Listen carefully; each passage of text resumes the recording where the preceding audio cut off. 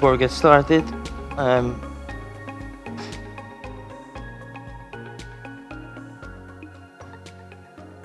very quickly.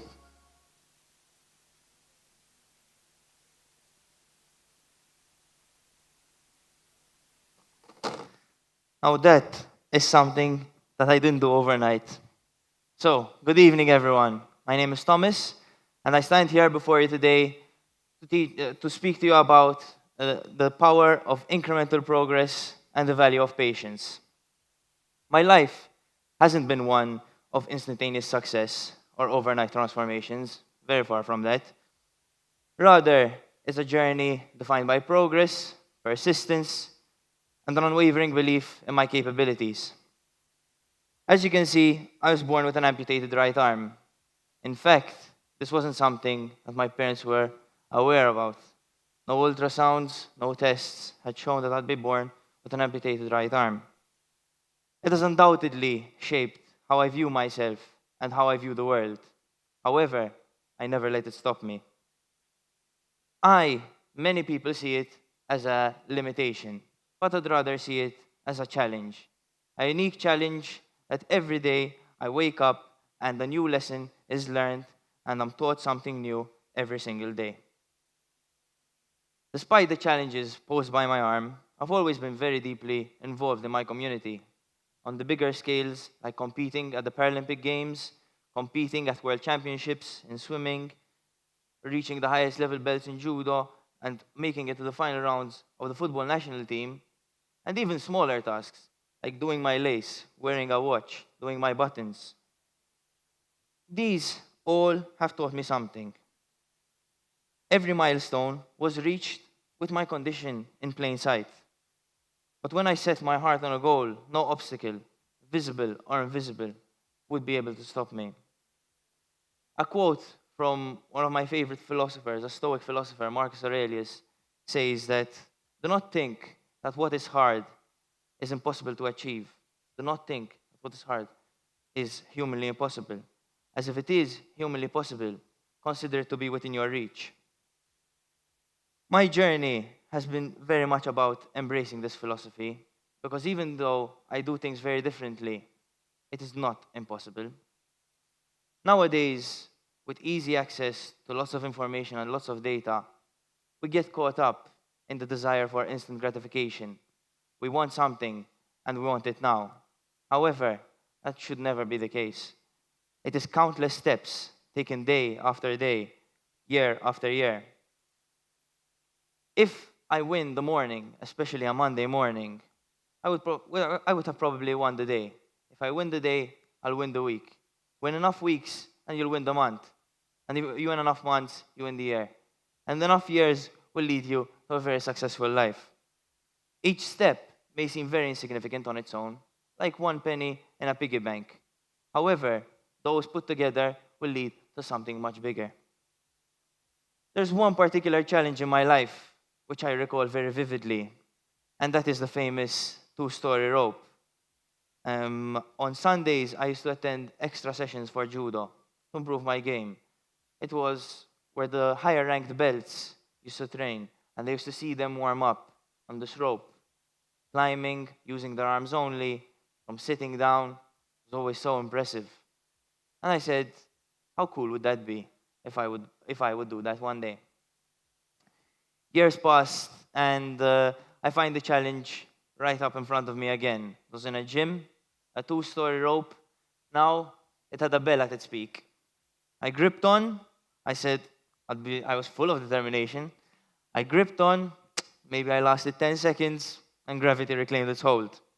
Tried again and again. Weeks had passed. Slow progress. Each climb, I did learn something new. And I had reached a personal milestone a few months in, and that was halfway up the rope. Little did I know that climbing up the rope required just as much energy and then climbing down, as I didn't want to hurt and fall.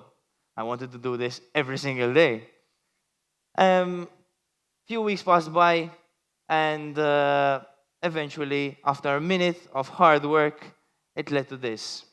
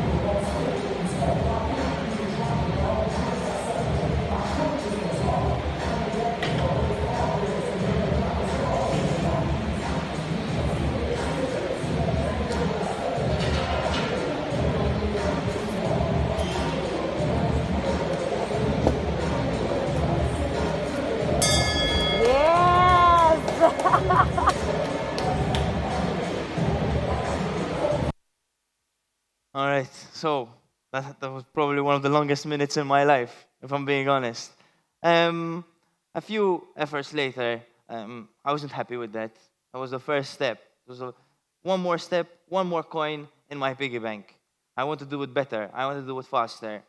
And a few more tries eventually led to this.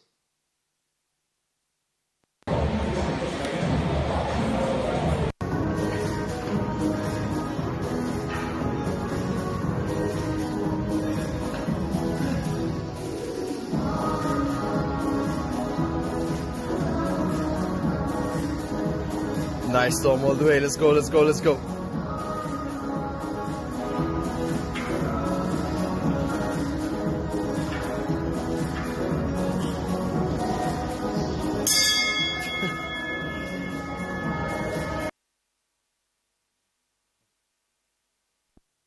I always had to hear that bell ring. I had to always reach out and hold on, even if I fell. I just needed to hear that ring. Um, uh, James Clear, the author of Atomic Habits, puts it simply. He says that you do not rise to the level of your goals, but you fall to the level of your systems. You're only as good as your daily habits. You're only as good as the efforts you put in day by day, year by year, to reach the goals you want. Every action, no matter how small, is a vote for the kind of person you want to become. There's no way that you're going to turn up one day and do everything you desire to the level of efficiency you want. It is going to take lots of time. For me, every challenge I faced due to my physical condition or physical disability became an opportunity to grow from. Each fall taught me something new. I grew a bit more resilient and became a bit stronger, both mentally, physically, holistically as a person. My path was never about competing with others as much as I enjoy it. I like the element of competition. But it was more about competing with myself, being a better version than I was yesterday, just that 1% better, each time adding to my book that is my life, writing a new chapter every day. Obviously, there are many times of doubt and frustration. Not wanting to get out of bed isn't something foreign. It was times where I used to doubt myself and say, am I really going to be able to do this? I've spoken it out into the world. Now, is that even possible for me to do? However, each time I used to get closer to my goals and say, all right, it's not too bad. In those times, the value of patience came in. The value of being patient even though results aren't showing. And those are the days you need to turn up the most. So, obviously, I don't think I'm the only one who feels that way. I want you to imagine, right now, I want you to imagine what motivates you, what keeps you going even in those times, what keeps you goal oriented, what keeps you positive in times of frustration and overwhelming. I'm sure you all know what it is. Now, I want you to create a visual token of that thing. It could be an armband. For me, it's a little token. It could be a photo in your wallet. It could be a photo on your phone, whatever it would be. Now, with that said, when you look at this, think of it as a new push. Think of it as a switch.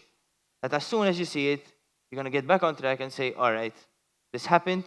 Now I'm looking forward to see how I'm going to do better. Another quote from a famous philosopher says that if you are distressed by anything external, the pain is not due to the thing itself, but it's your perception of it. It is how much you want it to affect you, and you have the power to revoke that.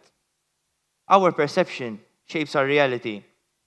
Instead of viewing my arm as a limitation, I chose to see it as a source of strength, a source of motivation, a daily reminder that I've overcome every single challenge I've reached so far, and I'll continue to do so for the rest of my life. My journey was one filled with successes and setbacks, positives and negatives, ups and downs. But through it all, the values of incremental progress and patience always kept teaching me that even though maybe I'm not feeling my best. I'm just doing a bit better. I'm doing a bit better than yesterday. Maybe today's not the day. Let's try it for just one more day. So to each and every one of you, I say this. Embrace the power of small steps. Cultivate patience and perseverance. Recognize that your journey is unique, and it's unique to you, and that's what makes it beautiful. And always remember that habits are the compound interest of self-improvement. In conclusion, I encourage you to recognize the small victories in your life.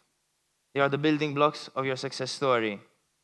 And remember, with consistent effort, belief, motivation, discipline are the most important, and consistency, no goal is out of reach, no dream is too big, and nothing is impossible. Thank you.